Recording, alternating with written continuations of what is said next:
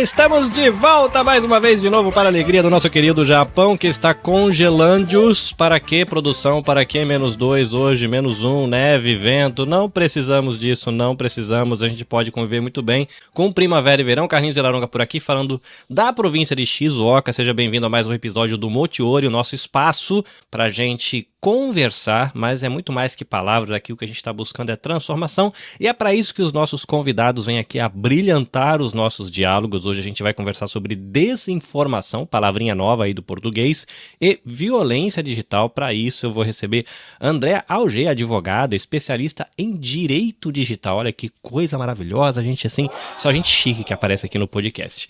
Antes da gente continuar, eu apresentar direitinho a convidada, ela ter o lugar de fala para se apresentar, porque eu tenho medo de apresentar o pessoal e apresentar errado, então eu procuro pedir para o próprio convidado se apresentar, lembrando você de que no canal Nabecast JP no YouTube é onde acontece a transmissão ao vivo dos bastidores de gravação. O nosso produto final é o podcast em áudio para você ouvir lavando a tradicional louça, e para você dirigir, para você correr lá, gastar suas calorias na academia e você ouvir no Spotify e nos outros agregadores de podcast, mas a gente dá esse brinde para os nossos ouvintes, que é acompanhar ao vivo os bastidores de gravação.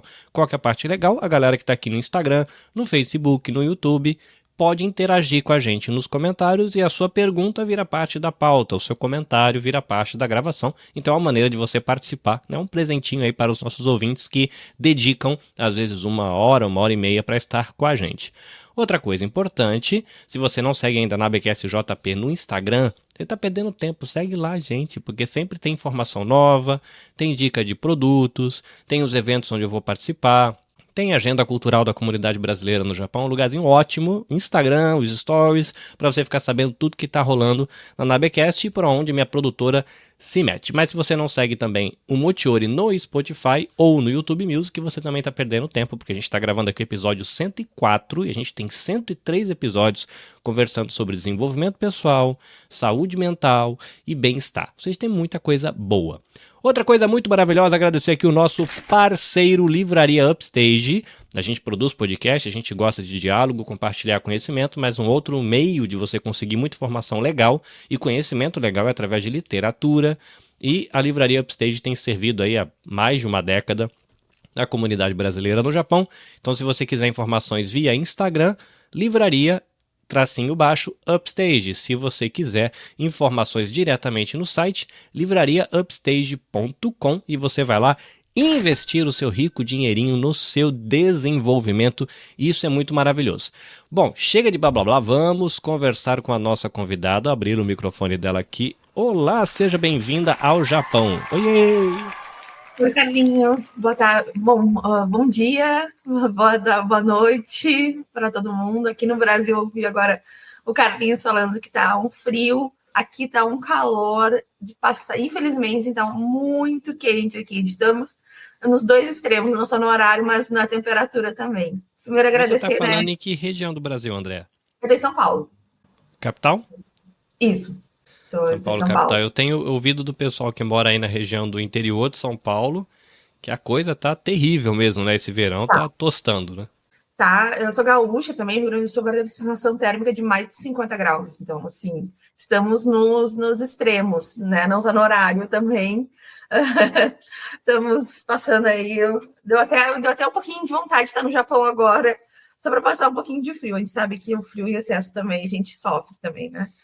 Aqui a gente está no período pior, que é o período onde a neve está caindo bastante, e agora está naquele período onde tem a neve que começa a virar gelo, aí o frio traz aquele frio que corta a pele, resseca a pele. Aí eu moro na praia, venta muito, então o problema não é tanto o frio em si, porque os lugares que neva, não é o nosso caso aqui na cidade onde eu moro, mas lugares que neva a temperatura é mais estável. A sensação térmica é melhor. Aqui, às vezes, está 6 graus com sensação térmica de -5, de -8 por conta do vento. Então o ar ficar muito gelado é ruim, não é muito bom não, mas é isso que nós temos, né, no momento, é isso que a gente tem que desfrutar. E aí aqui, ó, chazinho quente para alegrar o coração, cafezinho quentinho de manhã, pãozinho de queijo, e a gente vai ficando feliz. André, a gente já se conhece há alguns anos, né? Eu conheci você através do Instituto Maria da Penha. Não lembro em qual live ou qual gravação que a gente se conheceu, não lembro também o tema, mas estava aqui você dentro dos meus contatos e eu vi recentemente você fazendo a divulgação no LinkedIn do livro, né, que foi publicado no Brasil. É um e-book e você participou com um dos capítulos. E o livro tem um monte de gente importante lá, inclusive você, que é importante também, está lá no meio. Eu queria pedir para você, então, por gentileza, contar um pouquinho para o pessoal quem você é, a sua formação, né? Eu vi lá no LinkedIn, no seu site também tem um textão, toda essa formação, estudou em vários países, várias especializações, e direito digital eu acho que não é uma coisa muito conhecida. Eu ouço falar muito de direito, sei lá, de comércio internacional, direito imobiliário, direito para a questão de, sei lá, apoio quando a pessoa tem restrição de liberdade, mas direito digital me parece um termo meio novo. Então conta um pouquinho quem é você, qual é essa formação, onde você estudou, que eu acho que é legal também essa parte internacional que você estudou aqui e acolá, eu acho que é legal a experiência internacional também. Não, muito legal, Carlinhos. E exatamente, né? O ponto que tu falou, direito digital, mesmo não só no Brasil, como fora no Brasil, ainda é uma especialidade super nova. Eu sou advogada há exatamente 10 anos, e há 10 anos eu fui descobrindo, né, mesmo na faculdade, o direito digital, que era o marco civil da internet. Então, se a gente pensar também a internet, né, não existia podcast, não existia agora, né, esse formato que nós estamos nesse momento. Parece que faz pouco tempo, talvez 10 anos, mas o mundo modificou muito e a nossa forma de se comunicar, de interagir, também está cada vez mais digital. Sou de Pelotas, no interior do Rio Grande do Sul, fiz faculdade lá, né, na Federal de Pelotas, me formei em 2015, em janeiro de 2015, trabalhei um período em São Paulo, né, vim para São Paulo, trabalhei um período aqui, e estava super em alta, começando a estar em alta, na verdade, a questão do compliance, né, as boas condutas dentro de uma empresa, como que uma empresa pode se proteger de forma reputacional, que aí também entra muito na questão do direito digital. E aí eu fiz mestrado em compliance na Universidade de Coimbra, em Portugal, e de lá eu fui para aprender o alemão, para entrar, né, para trabalhar na Alemanha. Voltei para o Brasil em 2000, diria assim, terminando a pandemia, mas a gente ainda estava em pandemia, o Brasil principalmente estava começando a ter a vacina estava começando a entrar numa nova fase que estava né, ficando menos difícil, não vou dizer mais tranquilo, mas estava menos difícil. E foi o momento que eu decidi se eu ficava em Berlim, meu marido estava no Brasil, e eu falei, eu acho que é mais fácil eu encontrar um emprego do que um marido de quase 20 anos, né? Então eu falei, não, vamos voltar para o Brasil. Né, meio que acreditei, né, a direito digital era algo extremamente novo, realmente muito novo. No Brasil, eu acho que tinham pouquíssimos profissionais, para não dizer que eu era uma das únicas, né, eu acho que tinham poucos profissionais. E naquele momento eu decidi, bom, eu vou voltar para o Brasil e vou abrir meu escritório de direito digital, acreditando 100%, tanto que o digital ia ser extremamente forte e que seria uma área que precisava de bons profissionais capacitados. E assim eu fiz, né? Foi em julho de 2021. Voltei para o Brasil, né? Estou com o meu escritório desde então. E as demandas são basicamente todas relacionadas ao direito digital. Então, o que a gente fala na internet tem repercussão. Ontem mesmo, né, saiu o caso de uma atriz que tinha virado meme e foi indenizada por ter virado meme. Eu achei interessante, né, porque as coisas viram meme, todo mundo usa, e você colocou lá, falou, olha gente, nós somos responsáveis pelos memes que a gente escolhe usar na nossa comunicação. Eu falei, caramba, né, o meme é uma coisa que se tem muito como, é praticamente um patrimônio da humanidade, o meme. E na verdade, o meme, na verdade, ele sempre me incomodou em um aspecto em especial, porque a gente tem muito meme com bebê e criança. E isso sempre foi um incômodo pra mim. Falei, cara, é um indivíduo de menor, que tem o seu rostinho postado em milhões e milhões e milhões e milhões de perfil o tempo todo, e sem autorização, porque a gente tem todo um cuidado, né, para com a exposição de imagem infantil, mas parece que no meme a gente não tem esse filtro, né? E tem um monte de meme de criança com deficiência, meme de adultos com deficiência. E eu sempre fico assim um pouco desconfortável. Falei, caramba, como é que a gente lida com isso, né? Porque é algo feito pra gente rir, mas não deixa de ser a imagem de alguém, né? São 2 segundinhos de uma pessoa que existe, né? Então é desconfortável, né? Foi uma pontuação super importante, porque é uma preocupação extremamente grande essa questão da utilizar a imagem de menores, né? Então, assim, às vezes é algo super inocente ali do pai. Tem um caso bem famoso que é a Chloe, que é uma menininha que está indo para Disney, a mãe filma, e ela já tem, acredito que entre 12 e 14 anos atualmente, ela era pequenininha. Ela desenvolveu diversos transtornos psicológicos, porque a imagem dela de quando era criança é utilizada até hoje como um meme. A gente tem no Brasil uma menininha que mora na Inglaterra e os pais, ela viralizou porque ela fala, com 2, 3 anos, ela já falava super bem as palavras super difíceis. Os pais monetizaram em relação a isso, e a mãe hoje em dia fala que se arrepende muito do que fez, mesmo tendo uma monetização, fez diversos comerciais de bancos internacionais, teve uma grande monetização, mas a imagem de uma pessoa que não sabe o que está se transformando a imagem dela, né? A forma que vão utilizar a sua imagem. Então, quando nós somos adultos, a gente já, às vezes, não é por nossa vontade, mas a gente acaba se expondo. Mas uma criança ou adolescente, eles não tiveram essa opção. Eles foram expostos. E diversos países já se preocupam com a questão da imagem de menores, já tem legislação relacionada na França, nos países nórdicos também tem bastante legislação sobre isso, da proteção da criança e do adolescente na internet, principalmente quando os pais estão monetizando. Então, às vezes, um meme, antes de se tornar um meme, ele teve ali os pais que por própria decisão deles, decidiram expor a criança e o adolescente ali na internet. E um ponto que eu acho muito interessante é que o Japão é um dos países que mais tem que as pessoas mais sabem utilizar a internet. O Japão é um dos países que tem, assim, pela própria comunidade, eles sabem se posicionar, né? Tem menos agressões virtuais do que outros países. Até pela forma de cultura, né, do país. O Japão é um dos países que muito ensina tanto no Brasil como a países da União Europeia, os Estados Unidos. É bem legal. Quando a gente pega uma linha do tempo, né, porque eu estava pesquisando sobre a história da internet, por exemplo, a gente tem lá no começo, né, a internet começa na época da guerra para conectar computadores do governo, depois começa a conectar as faculdades, e aí depois vira o que a gente conhece por internet 1.0, se eu não me engano, que é quando só os grandes canais produziam conteúdo e todo mundo só consumia.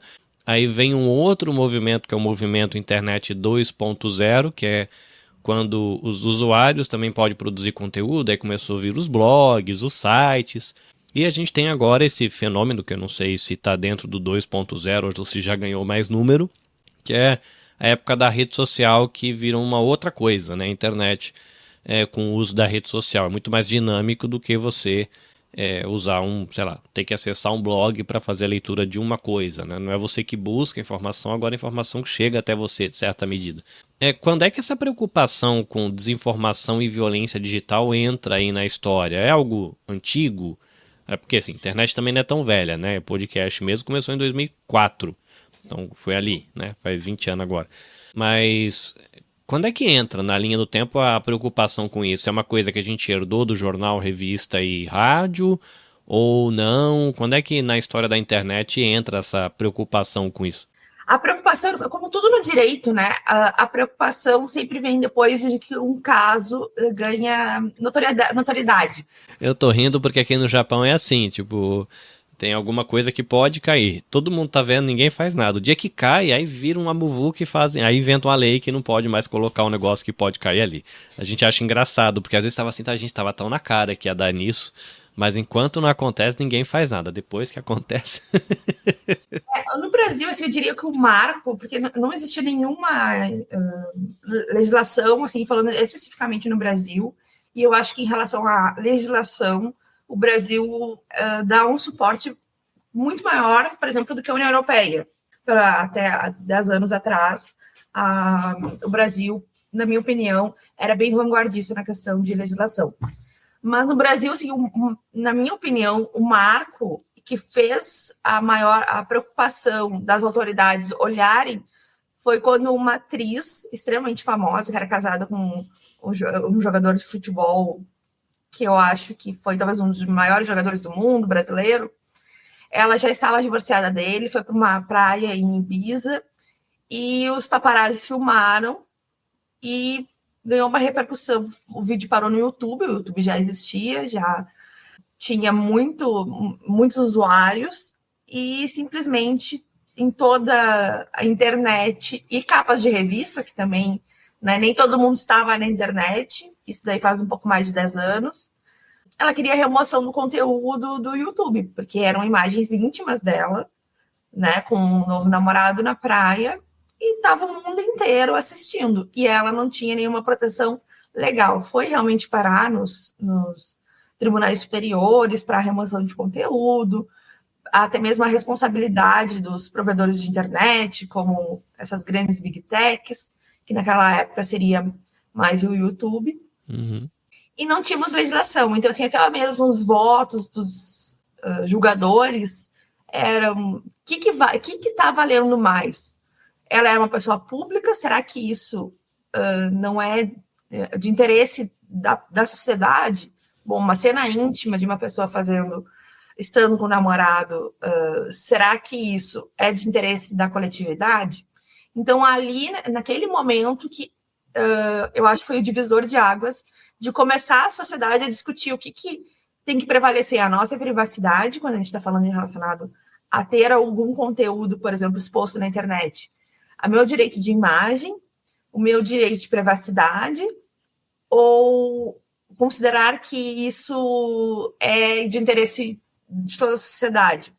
Então, ali que começou a discutir se ter uma legislação seria algo ruim, né? Muitos falavam, né, do Marco Civil da Internet como se fosse algo que fosse prejudicar a sociedade. Não, ela veio para nos dar ferramentas para quando formos expostos. Então, se alguém fizer uma exposição de mim que ultrapassa uma crítica, então, assim, né, todos são sujeitos a críticas, isso é a liberdade de expressão, mas quando passa, né, de uma crítica, o que podemos fazer para nos proteger e pedir, né, a proteção do Estado, do Judiciário, para a nossa imagem e nossa privacidade. Eu diria que esse é o grande divisor de águas, pelo menos aqui no Brasil.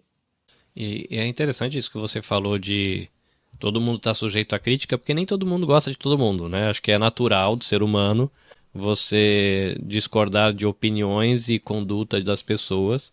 E a internet e a conversa do boteco, o cafezinho com a família, dá espaço para você discordar.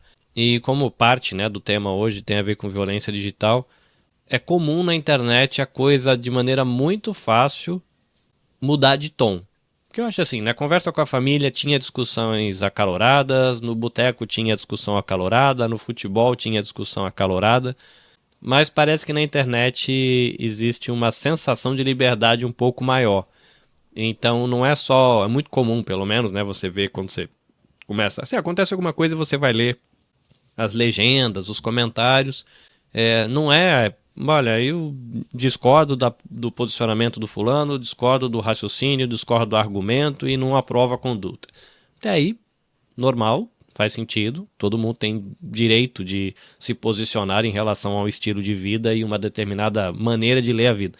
Só que aí a coisa descamba, porque é um burro, é um idiota, é um incompetente, e aí o povo vai engrossando o caldo e vai pra violência até o morra mesmo, né? O negócio vai descendo ladeira abaixo. E como é que tá isso no internacional da coisa? Porque, por exemplo, nós somos imigrantes brasileiros vivendo no Japão, então minha nação é brasileira, o meu idioma é português brasileiro, E vivendo no Japão eu posso ser ofendido de maneira muito intensa por alguém que está vivendo, sei lá, na Noruega. Como é que tá essa discussão? Que a internet e rede social meio que não prende a gente geograficamente. Eu tava me perguntando hoje, falei, vou conversar com o André, é isso que acontece, né? Estou eu aqui, brasileiro no Japão, consumindo uma mídia brasileira, produzindo conteúdo para brasileiros, vivendo no Japão e sou esculachado por alguém que está vivendo lá nos Emirados Árabes. Né, um brasileiro que está por lá. E aí, né? O que acontece numa situação dessa ali para quem, né? É um problema que, infelizmente, ainda é muito difícil de solucionar. Temos alguns países que fazem parte de um tratado. O Brasil é um tratado que já tem mais de quase 20 anos, mas o Brasil entrou, por exemplo, ano passado, alguns países não fazem parte. E vamos falar, né, não vou falar só do mundo teórico, vamos entrar no mundo prático, que é isso que as pessoas precisam. É muito difícil. Infelizmente, eu vou ter que falar, não gostaria de falar isso, mas é muito difícil. A gente consegue descobrir cada pessoa que está atrás do computador. Conseguimos. O exemplo que tu deu, né, de uma pessoa lá na Noruega e tu no Japão, não é algo que fica muito difícil de acontecer, pelo contrário, é algo que acontece diariamente. Né? A gente consegue chegar até a pessoa, a gente consegue descobrir quem é a pessoa. Mas se a pessoa é nacional, né, ela é uma pessoa da Noruega que está na Noruega fazendo xingamentos de uma pessoa no Brasil ou no Japão. É muito difícil a gente conseguir responsabilizar ela de fato. Então, a gente consegue abrir, né, um processo por exemplo, morando no Japão, abrir aí um processo, seja criminal, às vezes civil, no Brasil também. Até uma punição de fato chegar nessa pessoa é muito difícil. Existem instrumentos para isso, temos essa evolução, mas de forma efetiva, eu acho que quando estamos falando de países que a agressão acontece, né, ela sai de um país, mas o ofendido está em outro, penalidade de fato ainda é difícil. E isso nos dá a sensação de que a internet é uma terra sem lei. Então, por mais que a gente já tenha a legislação, tenha punição, muitas vezes, quando a gente está falando, né, de algo extraterritorial, que a gente está falando de outros países, de um começa num país, ou realmente fica difícil, mas é uma preocupação, né, não só no Brasil, não só no Japão, é uma preocupação de todos os países, para que tenha de fato uma evolução na questão de como vamos punir, porque cada vez mais as agressões já estão acontecendo muito mais na internet, ou um misto, né? Não é só na internet também, se é algo físico, mas a maioria das agressões estão acontecendo na internet justamente pela essa falsa sensação de que, se eu criar um perfil falso para xingar o Carlinhos, ninguém vai descobrir. Bom, a gente descobre. Às vezes a pessoa pode ser um pouquinho mais esperta e demorar um pouco mais. Mas não existe essa sensação de anonimato 100% na internet.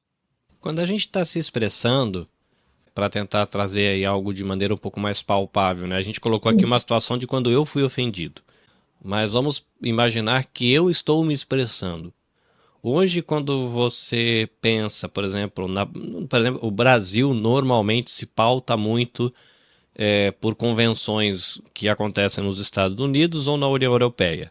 Quando a gente pega esse eixo aí, né, esse triângulo, né, Brasil, União Europeia e Estados Unidos, que acho que são grandes referências que a gente tem no Brasil para pensar algumas coisas, o que a gente entende como violência digital? Quando a sua opinião passou do limite da opinião. Onde é que está essa linha? Imaginando aqui que o programa, além de ser orientativo, né, ele vai acabar cumprindo um papel educativo. Para quem nunca parou para pensar nisso, é uma oportunidade de refletir sobre a sua comunicação e sobre a maneira como as pessoas se expressam em relação a elas, né? Então, às vezes você pode falar, pode parar aí, viu? Se repetir, bloque, tá?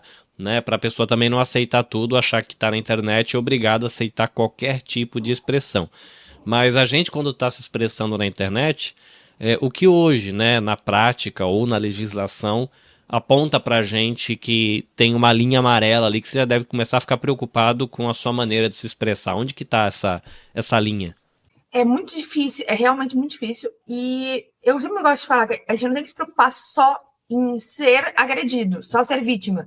Porque muitas vezes também nós somos agressores. Então, essa educação digital é extremamente importante. A gente ter se conscientizar para a gente poder cobrar também do próximo. Então, o que nós estamos fazendo na internet? Eu posso criticar, então, assim, se eu não gostei de um conteúdo, normalmente eu gosto de falar, se tu não iria fazer isso de forma pessoalmente, é porque tu não está fazendo algo certo na internet. Então, por exemplo, se eu vejo uma pessoa que eu não achei ela bonita, interessante, muitas vezes, eu quero falar que eu não gostei do conteúdo, ou vi um conteúdo sobre maternidade, eu não concordo com a forma que a pessoa está educando o filho. Vou lá e escrevo, não achei isso legal. Deu da liberdade de expressão. Agora, quando começa a ofender a pessoa, então, principalmente influenciadores digitais, né, que estão ali expostos, as pessoas vão lá, está se expondo, está sendo remunerado através dessa reputação, mas começa a fazer xingamentos, começa a ofender a pessoa, então já passa da crítica.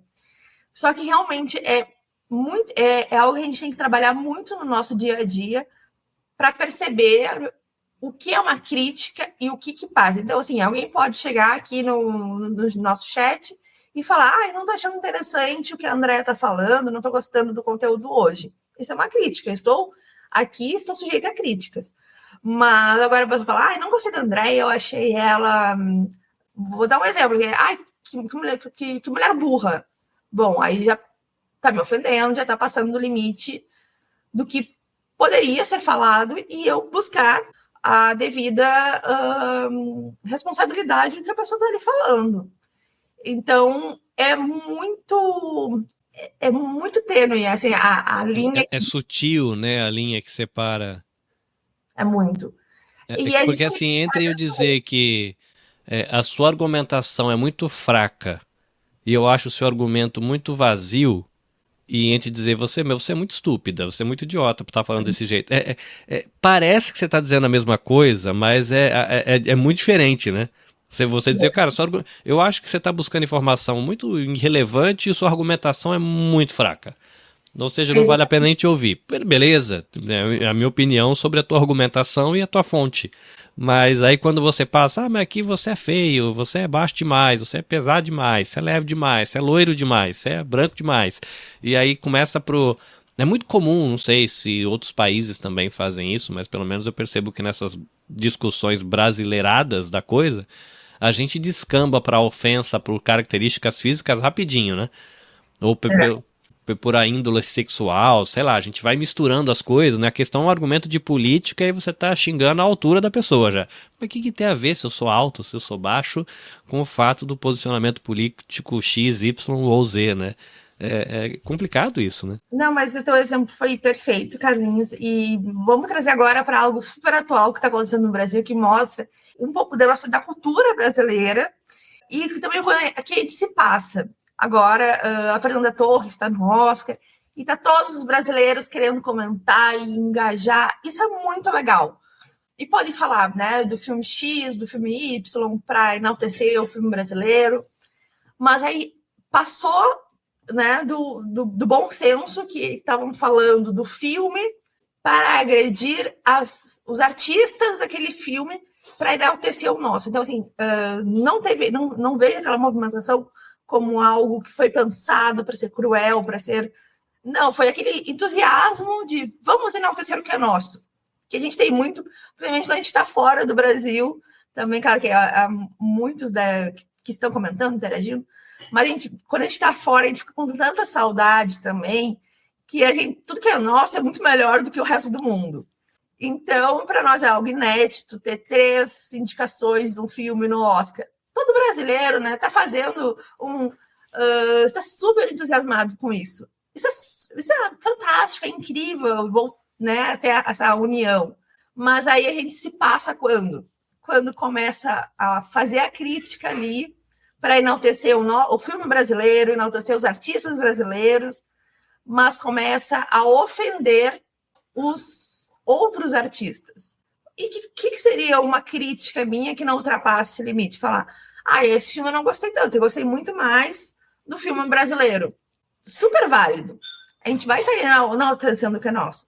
Mas agora, ir né, na página do Oscar, que é isso que está acontecendo, ou ir na página do outro artista para falar sobre a pessoa em si, sobre fazer xingamentos somente para dar aquele discurso de ódio que acaba se formando, porque vai um brasileiro ali, outro, se transforma num grande discurso de ódio, e o objetivo da pessoa não é, às vezes, de forma consciente, nem percebe que está cometendo um crime digital.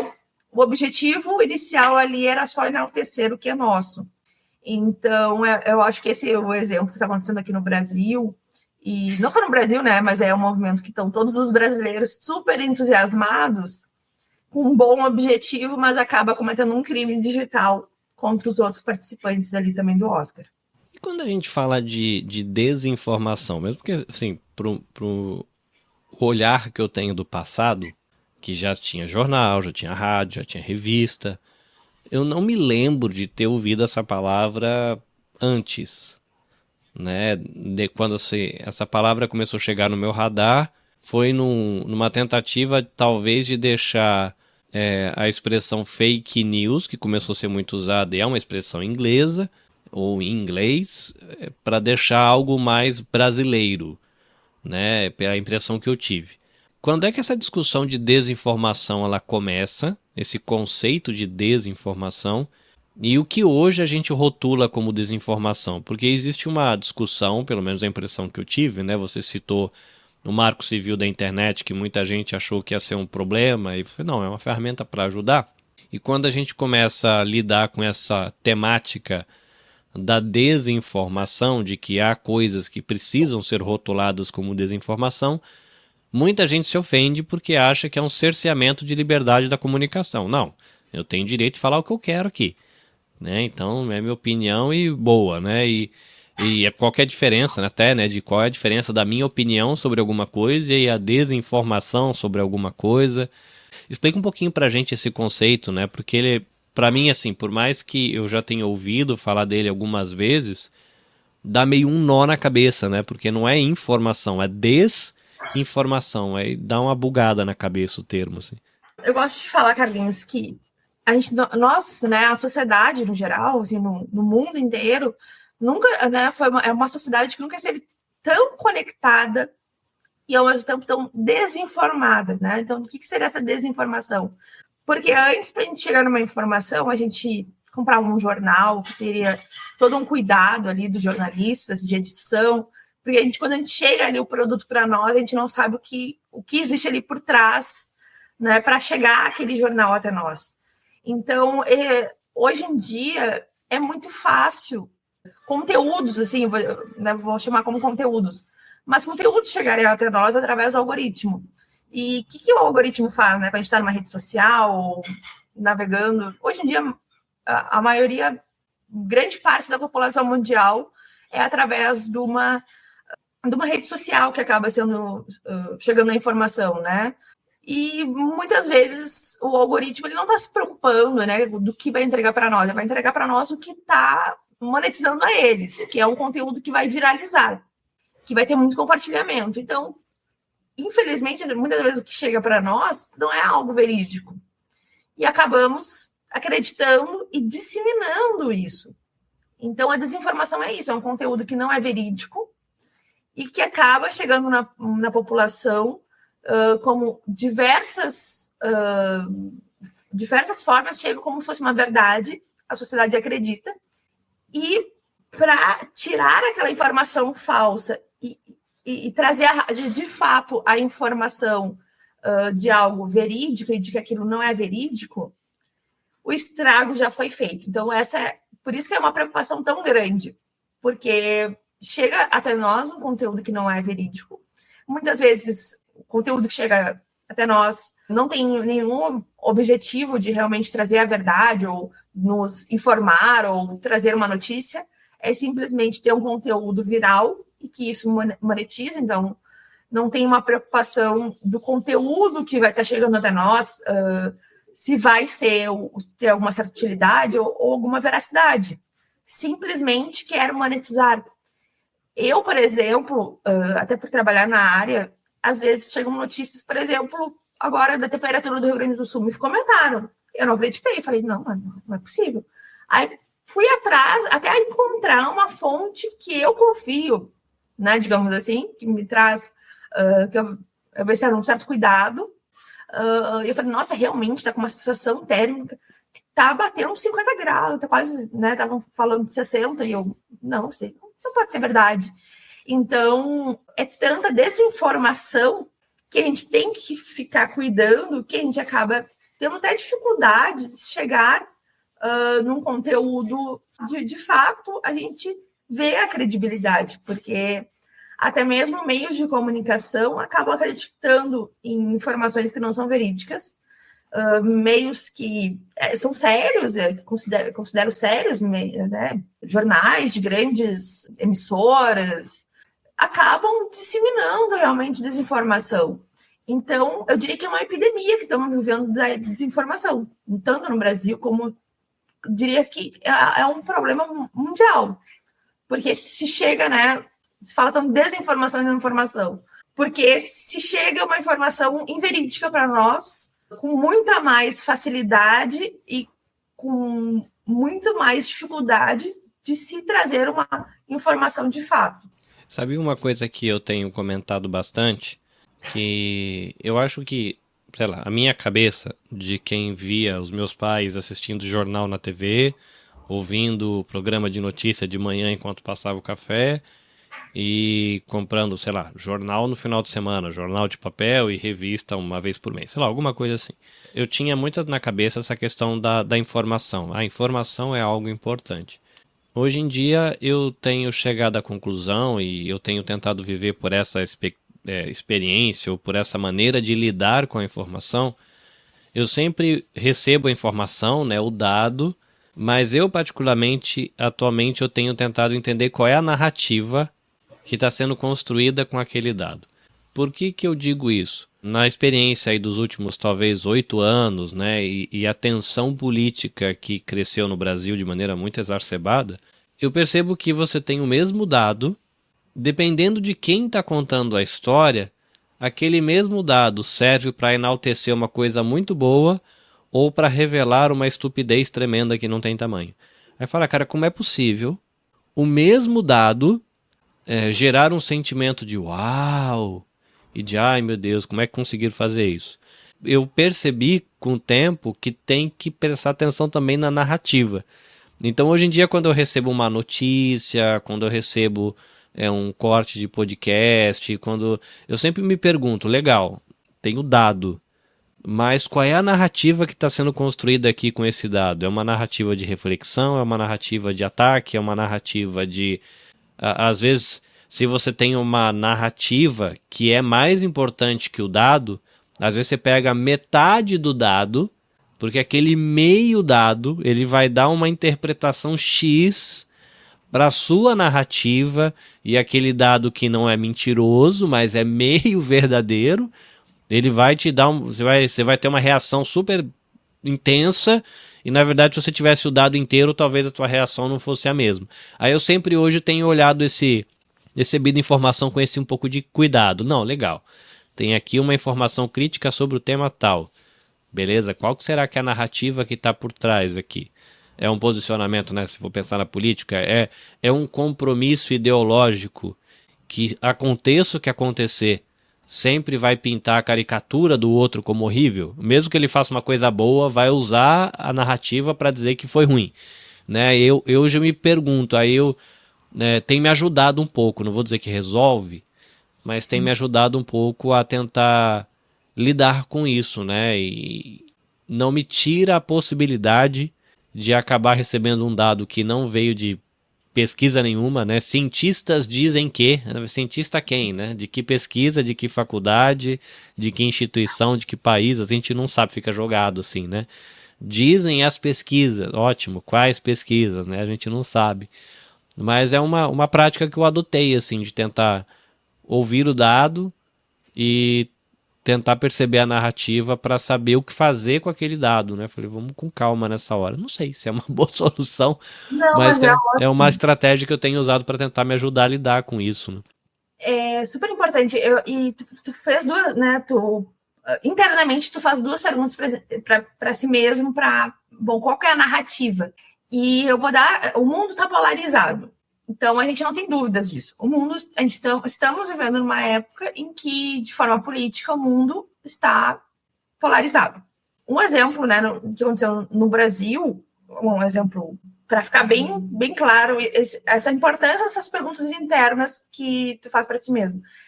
No Brasil, páginas que eram de fofocas, que eram para trazer informações de artistas, começaram a narrar temas de política e trazer informação, digamos assim, de política, de guerra. Ok, acaba sendo, né, um meio de comunicação que eles talvez descobriram. Mas a gente tem que pensar também o porquê, a narrativa e o porquê que está trazendo aquela informação da forma que está trazendo. Porque, e aí eu digo, por trabalhar na área, que independente de posicionamento político ou da polarização, é uma ferramenta que qualquer eleição ao redor do mundo vai utilizar a internet como uma ferramenta para tentar vencer a eleição, que é o objetivo de todos os lados. Uhum. Por mais, né, por exemplo, no Brasil tem a legislação na União Europeia também, de que, por exemplo, tu não pode contratar um influenciador digital para fazer propaganda eleitoral. Mas muitas vezes é uma propaganda eleitoral velada. Então, né, eu estou falando de forma política porque isso acontece muito mais em época de eleição, no Brasil e ao redor do mundo. Então, a gente viu agora nos Estados Unidos isso acontecendo, utilizando páginas, pessoas influentes, disseminando informações que não são verídicas, e aí entra justamente esse questionamento interno, que tu faz de uma forma muito importante.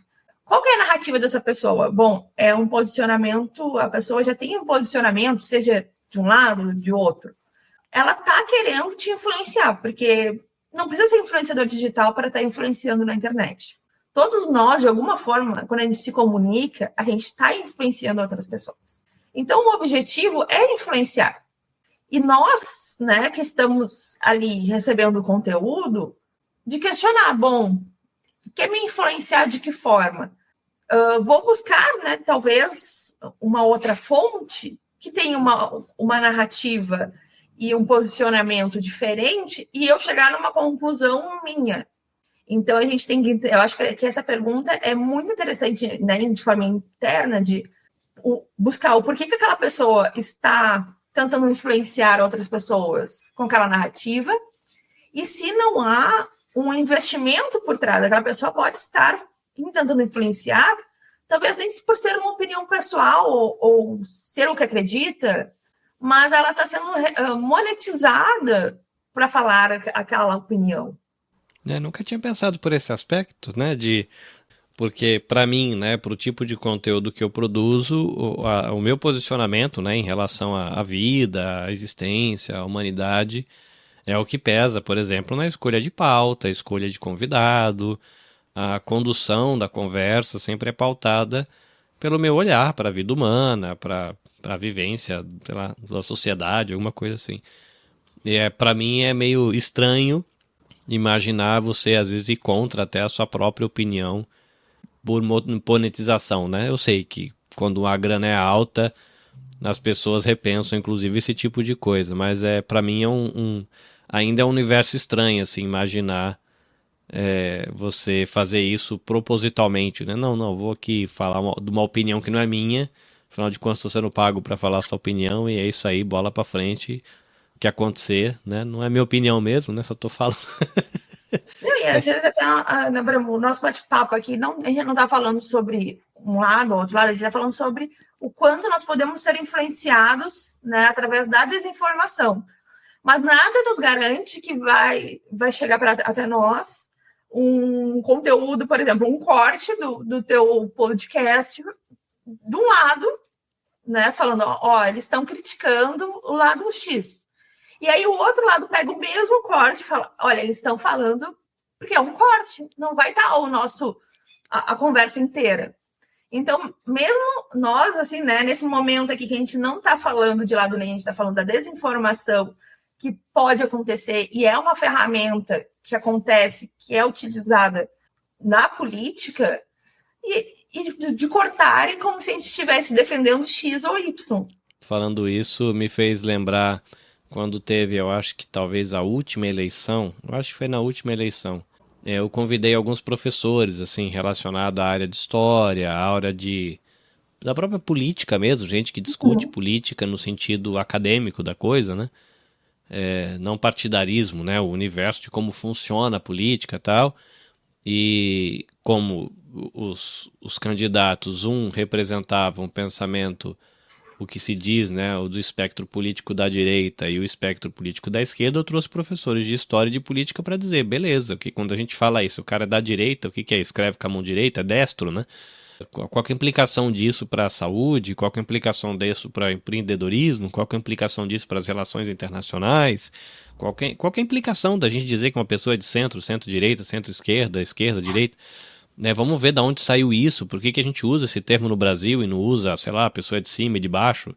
E foi engraçado porque eu estava conversando com esse professor de história, ele explicando as origens do termo, o que significa cada termo, como que a gente deve ouvir quando você rotula alguém com isso, com esquerda, direita, centro, centro-esquerda, centro-direita.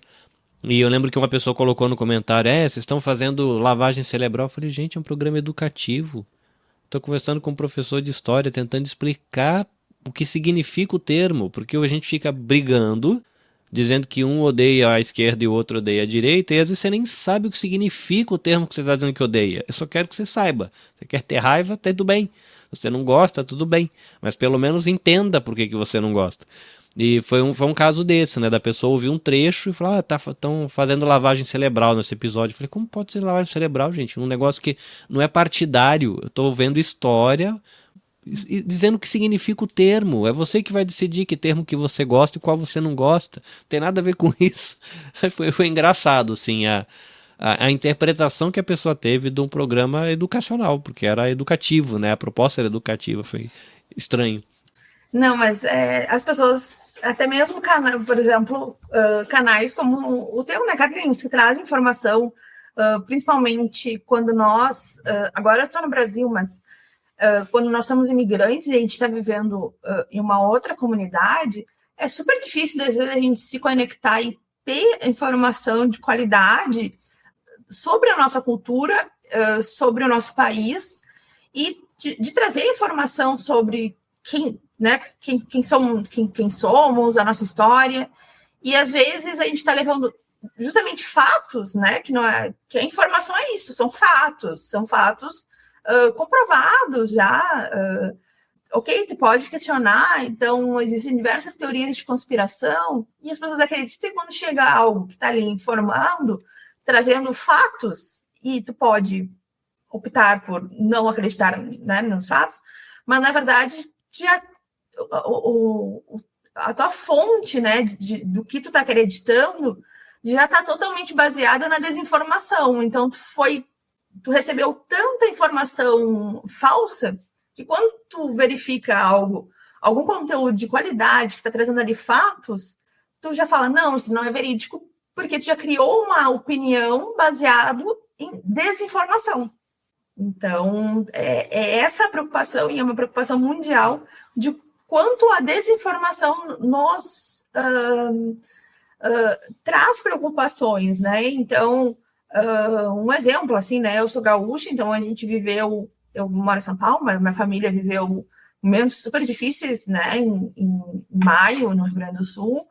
E eu vou ser muito sincera, para mim era muito difícil entender o que eram vídeos que sequer se passavam, imagens que eu queria acreditar que não eram verídicas, e de encontrar canais assim como o teu, né, Carlinhos, que estão ali mostrando, e teve muito canal, muito podcast que ficou mostrando, né, a realidade de cada cidade, mostrando, porque cada dia, cada hora, na verdade, já vinha uma notícia muito mais grave e era muito difícil de acompanhar.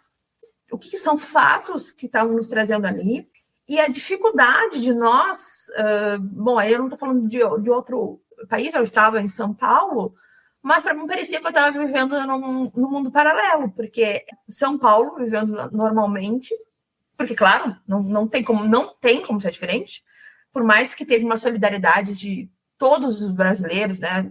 Não só brasileiros, mas ao redor do mundo, tiveram uma solidariedade super grande com o povo gaúcho, mas parecia que eu estava vivendo num outro universo e que era muito difícil ter a informação. Eu precisava daquilo, porque eu ficava quase cada minuto você estava trabalhando, eu pegava o celular, porque era questão de meia hora a situação se agravar, ficava difícil. Então, de achar meios de comunicação que trouxessem informação, não só alarmar, né, ou só me assustar, mas trazer de fato, mesmo que seja algo ruim, a informação.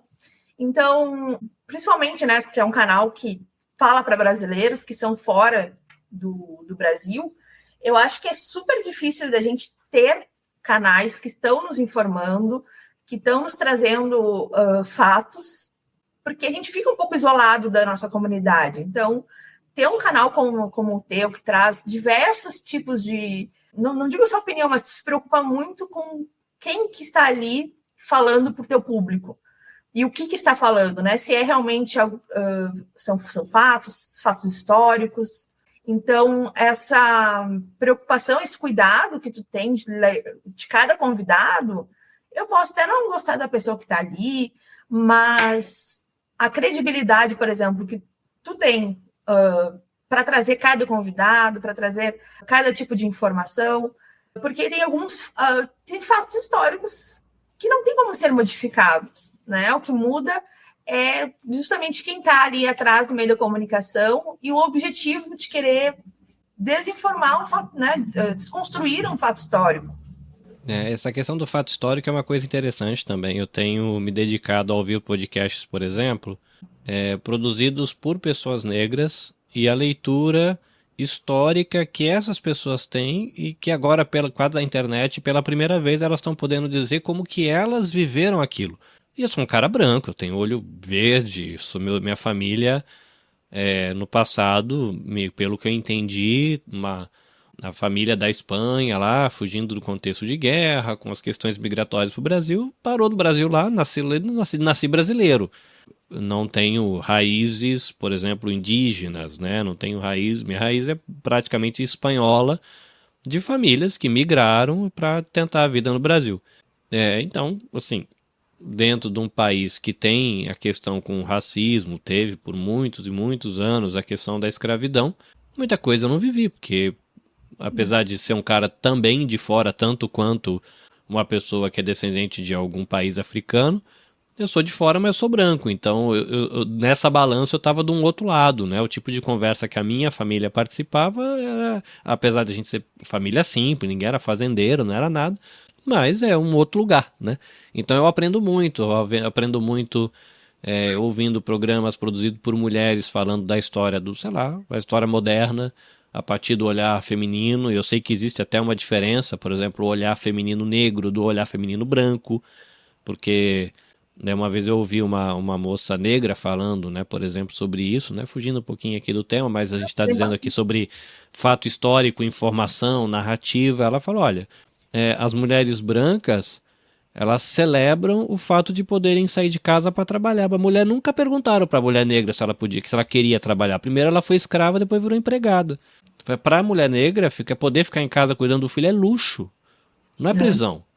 Porque faz 500 anos no Brasil que mulher negra é obrigada a trabalhar. Eu falei, caramba, olha, tá aí uma coisa que eu nunca tinha pensado. Que na minha cabeça, toda mulher brasileira celebraria essa liberdade de poder sair das paredes do lar para ser uma profissional. Eu falei, não, cara, a mulher negra chegou aqui no país sendo obrigada a trabalhar. Perguntaram para alguma escrava se ela queria ser escrava? Quem queria trabalhar as dondoca, a esposa dos donos de escravo. Que ela ficava lá em casa e achava que a vida dela estava chata.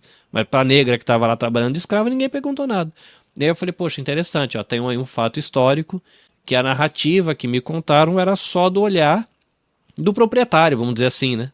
Do proprietário do escravizado. E eu nunca tinha ouvido a narrativa do mesmo fato a partir do olhar do escravizado. Então é interessante também, né? Isso que você fala de quem eu trago para cá, eu sempre procuro trazer psicólogo, né, trazer historiadores, pesquisadores de direitos humanos. Eu sei, mesmo na academia a pessoa pode se equivocar, ela pode ter um posicionamento sobre determinada questão, né, moral, ética, histórica, religiosa, política, que já vai, toda a leitura que ela faz da história vai estar conectada com aquilo, porque ninguém é neutro, né, todo mundo tem um posicionamento sobre alguma coisa. Mas eu procuro fazer essa escolha porque o programa aqui ele é reflexivo, né? Motiore é uma palavrinha que quer dizer juntar pratos. Então a ideia de que eu, quando eu venho para cá conversar com você, eu estou trazendo as minhas vivências e meus saberes. Só que você também está trazendo os seus saberes e as suas vivências. O meu podcast não é o podcast que do tipo que eu falo porque eu sou autoridade. Não.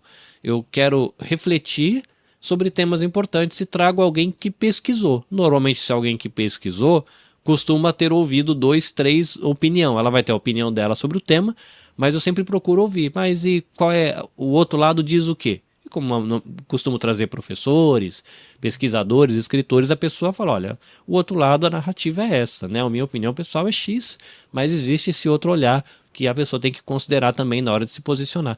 Eu procuro, né, isso porque eu acho importante. Voltando agora, dando a volta e falando de pesquisadores e escritores, enfim, você participou de um livro, né, que foi o livro que eu falei lá no comecinho, né, que foi o livro publicado em formato e-book, inclusive eu esparramei para todo mundo aqui na comunidade, mandei o link num monte de lugar, porque assim, é um livro gigantesco, né, eu estou lendo os pedacinhos, quando fico curioso, vou lá pescar uma coisa ou outra, são acho que mais de 300 páginas, um livrão.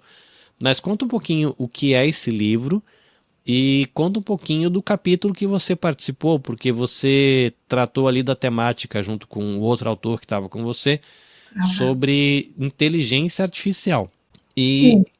lendo isso, o seu capítulo essa semana, inclusive, eu aprendi uma coisa que eu não já tinha ouvido falar, mas eu não conhecia o termo, que é um negócio chamado Deep Nudes, que eu fiquei meio assustado, né? Que esse deepfake, né? Que é o que muda a cara da pessoa, eu já conhecia, né? Porque tem muito na internet agora as pessoas colocando ator para brincar, construindo meme com a cara alheia. Eu já ouvi falar de golpes no Brasil com a voz mudada com inteligência artificial, mas eu vou ser sincero que eu fiquei um pouco assustado com essa questão da nudez criada por inteligência artificial com o rosto. A pessoa tá lá de terno e põe na inteligência artificial para deixar a pessoa nua. E eu fiquei assustado com os números que você traz ali vocês trouxeram ali no artigo, que são, não sei, acho que mais de 10 mil, 100 mil, não sei, solicitações sobre essa questão no Brasil. Eu falei, caramba, tá sério assim? Tem tanta gente fazendo, nem sabia que existia direito esse negócio, tem tanta gente já usando pro lado ruim. Carlinhos, eu vou te responder a pergunta, mas tu trouxe um ponto tão importante na tua reflexão. Gostaria só de abrir um parênteses, assim, porque foi muito importante. Aqui é o momento de troca, relaxa, pode resgatar aí. Da importância de mulheres escutarem mulheres pretas, e eu estou falando muito da desinformação, né, a gente está fazendo muito, e eu acho muito importante só pontuar isso, o outro lado, né, do quanto a internet também nos traz uma democratização de dar voz para quem não tinha voz. Então, assim, a nossa história, né, como eu falei, fatos históricos, mas a história também foi construída.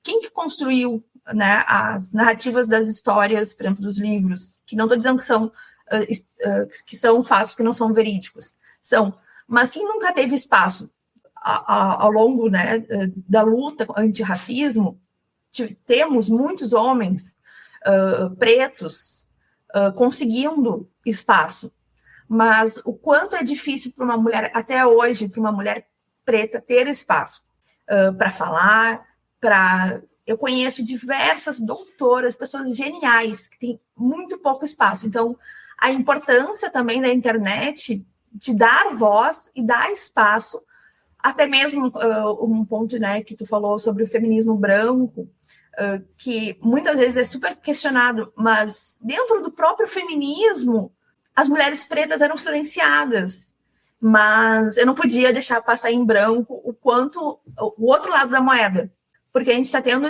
né, principalmente as mulheres pretas estão tendo um espaço de fala, influenciadoras, doutoras, que antes, né, ou há muito pouco tempo atrás, elas só eram lembradas, por exemplo, vai ter o Dia de Consciência, né, negro no Brasil. Era só nessa data que essas mulheres eram lembradas. O resto do ano elas eram silenciadas novamente. Então, o outro lado da moeda também é importante. Então, o que tu falou assim, é bem, bem interessante mesmo a gente saber que tem muitas mulheres que estão conseguindo, né? Diversas pessoas, na verdade, o que antes não tinha sequer espaço, agora começam a poder construir seu espaço, a ter pessoas escutando, pessoas geniais, que por uma questão racial não tinham espaço, e agora estão tendo. Então, o assunto é desinformação, é um fato, né, que a gente está vivendo essa epidemia, mas também a internet, ela conseguiu trazer um pouco mais de democracia para que diversas pessoas, diversas vozes geniais tenham espaço também. É que para mim, no momento que eu estou vivendo enquanto pessoa que consome conteúdo e produz conteúdo, essa reflexão, né, que eu trouxe, você aí trouxe considerações, para mim está sendo muito importante. Por exemplo, ouvir programas onde eu ouço indígenas falando da perspectiva deles da relação com decisões que, por exemplo, até a máquina jurídica brasileira toma em relação a eles. Eu estava ouvindo, inclusive, um programa hoje. Ele falou assim, olha, decidiram isso supostamente para o nosso bem. Curiosamente, quando foi decidido, ninguém veio perguntar para a gente o que a gente achava. Tipo, a gente foi vítima do nosso direito, vamos colocar assim. Porque aí eu falei, poxa, eu nunca pensei nisso, né? Hoje me entristece, na verdade, porque que na escola a gente passa tanto tempo estudando as guerras lá da França e eu não fazia ideia. Hoje eu sou adulto, um tema já que me interessa, eu não faço ideia quantas etnias existem no nosso país. Eu paro para pensar, cara, que bobagem, né? Por que a gente não sabe? Existem dezenas de línguas no nosso país, com dezenas de cânticos, com artesanato, com históricas mitológicas. A gente sabe tudo lá da mitologia grega, da mitologia romana. Por que a gente não conhece a mitologia indígena, né? Que de certa maneira é tão nossa? É curioso, assim, hoje já são temas que me incomodam. Falei, poxa vida, né? Realmente a gente pegou uma informação e de certa maneira eu encaro isso também como desinformação. Por exemplo, esse apagamento dos poetas negros, dos economistas negros. Porque assim, é uma informação que existe, ela é apagada e é contado como meia história. Então não é uma informação inteira, é uma desinformação. Você está tendo um apagamento de uma parte da história, como se a contribuição negra não tivesse existido, como se a contribuição indígena não tivesse existido. E hoje eu fico triste, né? Hoje eu tenho esse olhar e falei, poxa, que triste, né? Tem toda uma riqueza cultural, poética, musical, culinária, artesanato que a gente perde por ter comprado e ficar reproduzindo essa narrativa que infelizmente, é um olhar, em muitos aspectos, um olhar colonial, né? É um certo eco do fato da gente ter sido colônia e a gente não se ligou muito nisso. É legal que a internet deixa essas pessoas falarem. E para mim, né, como um cidadãozinho descendente de pessoas que vieram da Europa, eu acho super legal e tô aprendendo muito com essas pessoas. Eu as respeito muito, né, pelo tudo que eu tô aprendendo com elas. Mas fechando a reflexão aí de informação, desinformação, porque tem a ver aí com filosofia, história, política, enfim, é interessante. E é interessante e é muito importante, né, a gente pensar justamente nesse local de descolonizar, né? Então, descolonizar a nossa literatura, o que a gente escuta, e dar mais espaço para a gente aprender, né? Ou retirar algumas informações ou ideias que a gente tinha, porque a gente não conseguia escutar outras vozes e agora a gente já pode, né? Então, novamente, vou enaltecer aqui a importância do teu canal, né? Para trazer realmente informação e pessoas que vão nos fazer refletir. Então, né, a gente entra um pouco na filosofia, na história, mas o quanto isso nos agrega como seres humanos, né? Porque É uma frase, né, que eu aprendo muito. Acho que quando a gente se conheceu foi através da Revibra, que é uma organização Foi internacional verdade. que eu atuo. E eu aprendo muito com a nossa líder, que é a Juliana, inclusive, eu acredito que depois ela vai ver, então um grande beijo, Ju. Ela é uma mulher preta incrível, né, que tem descendência indígena, ela mora na Bélgica, ela diria que uma das grandes juristas, não só no Brasil, mas no mundo, que faz uma luta incrível. E quanto ela também me ensina, né, a tentar tirar esse olhar colonizado que a gente tem, que por mais que a gente eu tenha essa luta, que não basta eu ser antirracismo, né? Eu tenho que também aprender para ensinar para as outras pessoas, né? O quanto o nosso local, talvez muitas vezes privilegiados, a gente tem que usar para fazer essa reflexão, para usar os nossos espaços para trazer essas reflexões. Então, eu acho super. A gente fez aí um grande parênteses, mas eu acho que é um grande parênteses muito importante. E as pessoas podem se perguntar, né? Eu falei, gente, eu estava aqui para ouvir falar de violência digital. É que na minha cabeça, pelo menos, a maneira como eu vou lidar com o dado, dependendo da narrativa que está na minha cabeça, eu acredito que isso pode desembocar na violência digital. E talvez aqui de maneira, talvez não muito óbvia, né, na minha reflexão, mas é que para mim, né, essa informação que às vezes vem pela metade por conta da narrativa, não deixa de ser uma desinformação, mas vai construir uma narrativa na minha cabeça que depois na minha expressão na rede social eu posso cair numa violência, que é a violência digital, né, a violência expressada ali no ambiente digital, e às vezes é por conta dessas narrativas, né, numa narrativa que tem só um lado de uma questão racial, ou de uma questão de gênero, ou de uma questão religiosa, ou de um posicionamento político. É que na minha cabeça essas coisas estão muito conectadas, né? A narrativa que você recebe, que tem a ver com a história do nosso país, mas que constrói uma historinha dentro da nossa cabeça que depois, na hora que a gente vai pros dedinhos lá do tlec para postar alguma coisa, isso se traduz. E isso é assustador, porque é bom que pelo menos hoje a gente pode ouvir essa pluralidade de vozes e rever quem a gente é por dentro e repensar a nossa historinha, que é essa historinha que está dentro da nossa cabeça. Mas assustador, tanto quanto é o robozinho lá do tio Elon Musk e as inteligências artificiais. Então vamos tentar resgatar, né, pra gente aterrissar o episódio. Conta um pouquinho do capítulo que você escreveu. Perdão, eu esqueci o nome do autor que escreveu com você o capítulo. Rafael Scheyer. Legal, muito bem, tem que honrar quem escreveu, porque dá trabalho pesquisar e escrever. E conta um pouquinho do que vocês falaram, porque eu sei que o texto é grande, vale a pena realmente ler, mas me assustou um pouco esse negócio aí do Deep Nudes, que é usar a inteligência artificial para ficar construindo nudes alheio, e conta um pouquinho desse universo pra gente.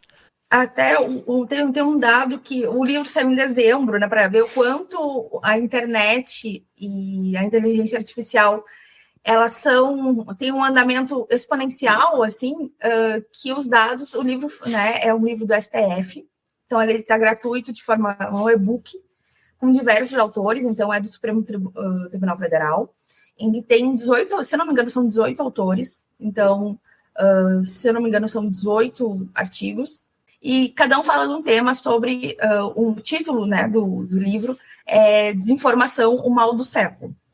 Traz justamente, né, esse ponto que estamos falando aqui. E o livro foi lançado em dezembro, e já vou trazer aqui em primeira mão aqui para ti, Carlinhos, que os dados já são dados, não digo tão antiquados assim, mas já temos uma atualização. O deepfake surgiu como uma ferramenta de humor, era para ser algo humorístico. Então, o que é? É usar, né, um aplicativo, um algoritmo, enfim, se cria através da inteligência artificial de forma extremamente perfeita, trocar. Então, assim, tu pode botar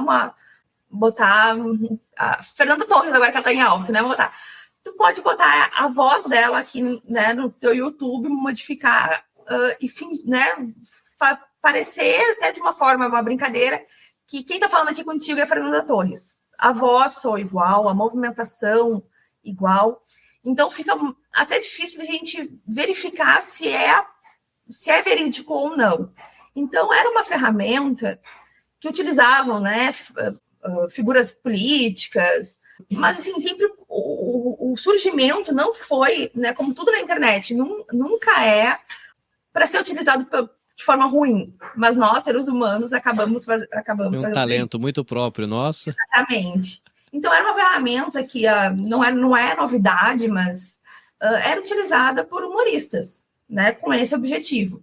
E começou a ser utilizado, né, com fins políticos, e aí entrou, né, com a criatividade humana, utilizaram por diversas formas. Uma dessas formas é o Deep Nude, então, que é utilizar essas ferramentas para despir pessoas.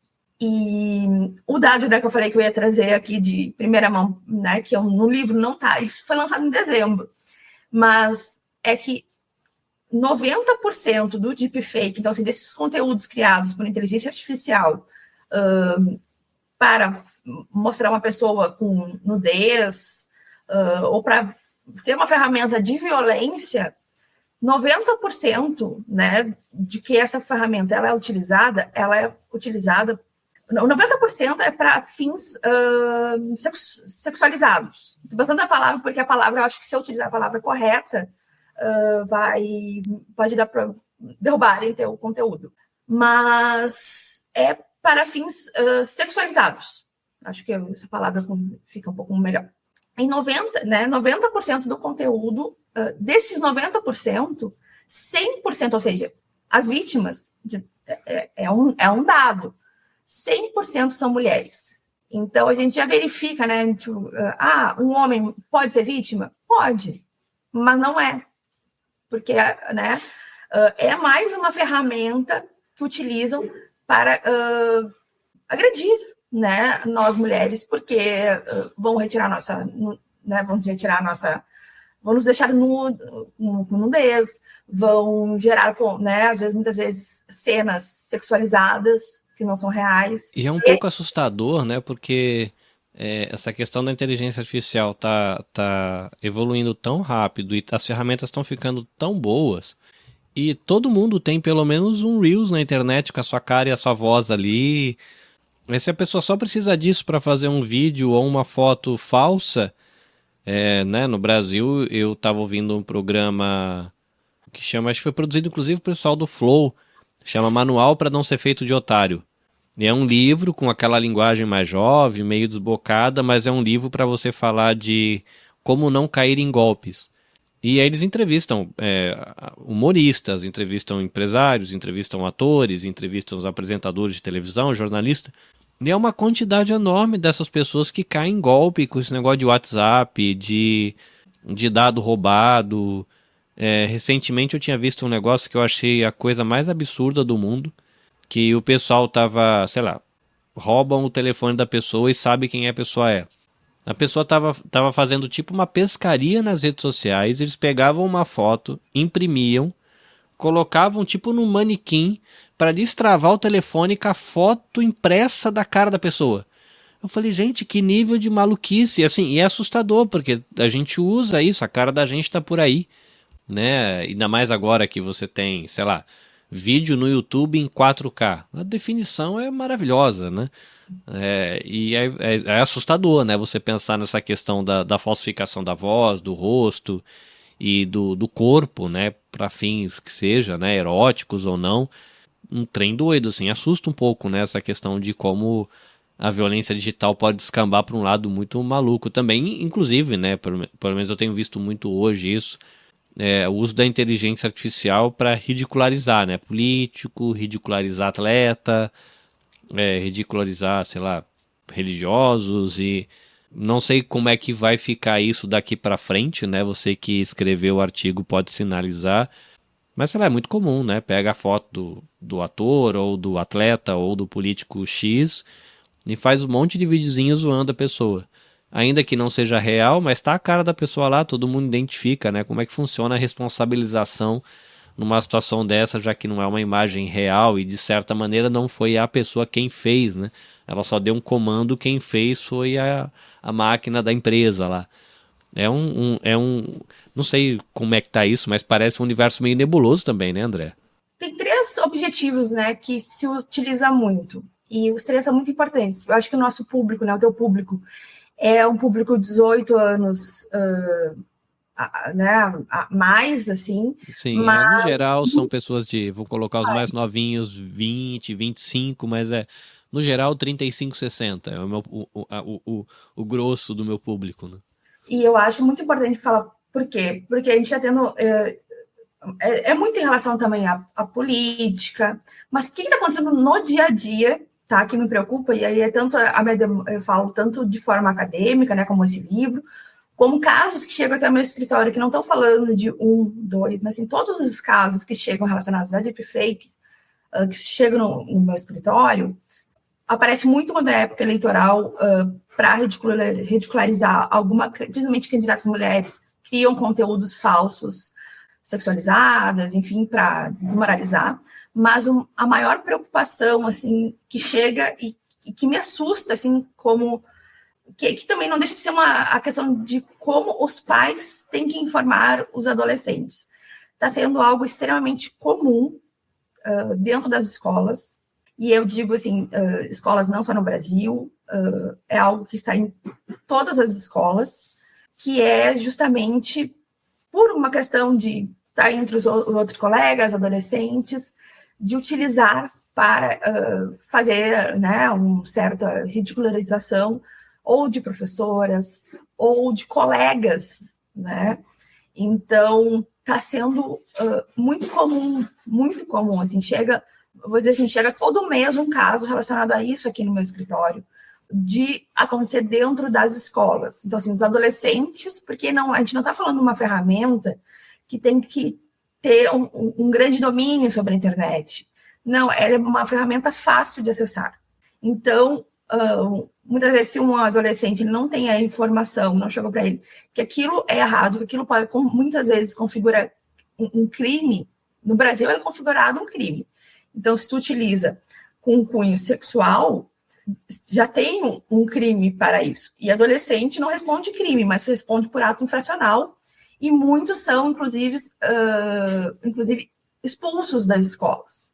Então, muitos pais chegam para mim e falam, olha, eu não sabia que meu filho fazia isso, não tinha ideia, simplesmente a bomba explodiu, digamos assim, né? Aí uma colega descobre... Porque na minha época, quando eu estava na escola, eu lembro que tive um caso, quando eu era adolescente, teve um caso famoso na cidade, da filha de um empresário da cidade, que ela fez aquilo que muitos casais fazem, que quiseram filmar o momento íntimo deles. Só que aí o namorado fez a gentileza de pegar essa fita cassete, que não era uma fita cassete na época, e passar para um amiguinho. Porque ela é filha do empresário, né? O cara teve lá um momento com ela, então, tipo, tem todo um... Só que esse amiguinho passou pro outro amiguinho, esse negócio esparramou pela cidade inteira, mas foi o babado da minha época, né? E eu sei que hoje em dia existe isso, né? De adolescentes que lá querem registrar o momento deles lá, e muito comum, né? O namorado, quando a menina termina, ou quando o cara, sei lá, o que dá na vida, ele pega aquele vídeo e manda pros amigos, e aí começa a correr a internet. Isso em si já é assustador e já dá um trabalhão para você explicar, né, para uma geração mais jovem que, pelo que eu tenho ouvido de gente que trabalha com essa galera mais nova, de que o nudes não é tabu entre eles, então eles trocam nudes de boa. Então tem uma questão de falar, olha, toma cuidado que você faz com isso, porque jogou na net e você não tem mais dono, né? A foto do seu corpo não vai ter mais dono. E aí quando você vai para esse outro nível da inteligência artificial fazendo esse papel, tipo, não é nem uma questão se a pessoa registrou o momento de intimidade ou a sua nudez e não cuidou desse dado. É uma questão de que ela nem quis nunca fazer isso e fizeram por ela e botou na net, né? E às vezes, dependendo de como foi feito lá a entrada na inteligência artificial, é um negócio tão real, né? Que é difícil você distinguir hoje. No começo, as imagens de inteligência artificial eram meio esquisitas, assim. Mas tem umas hoje em dia que você olha até vídeo, você fica, caramba, esse vídeo aí é real, não é? Você fica meio confuso já hoje em dia com a qualidade do negócio, né? É um pouco assustador mesmo, né? Pensar nisso, né? Por isso que, assim, o artigo, eu acho que ele tem a importância, e a importância de estarmos, por exemplo, agora falando sobre isso, diversos canais, falar sobre isso, porque a gente tem que pensar nos nossos adolescentes, primeiro para eles não serem vítimas e também para não serem agressores, porque os casos, né, de adolescentes que fizeram isso, seja os pais de vítimas como os pais de agressores, a gente não está falando de adolescentes como se fosse um monstro. São pessoas absolutamente normais que sequer sabiam que aquilo era na cabeça deles, né? A gente está falando de jovens de 15 anos. Eles não sequer imaginam as consequências que vai ter para a pessoa que está sendo vítima e para eles próprios, né? Então, tá ali num grupinho de meninos, olha aqui, achei esse aplicativo, olha aqui que engraçado. Muitas vezes não é nem para, assim, não começa com uma intenção criminal, né? Exatamente. Era igual o bullying da década de 80. Hoje, se você para pensar o que a gente fazia na escola na década de 80, 90, é um absurdo o que a gente falava, mas na época era só uma piada. Não era só a nossa brincadeira, né? Apesar de que hoje a gente olha e fala, velho, era um absurdo completo que a gente fazia, mas era uma brincadeira, né?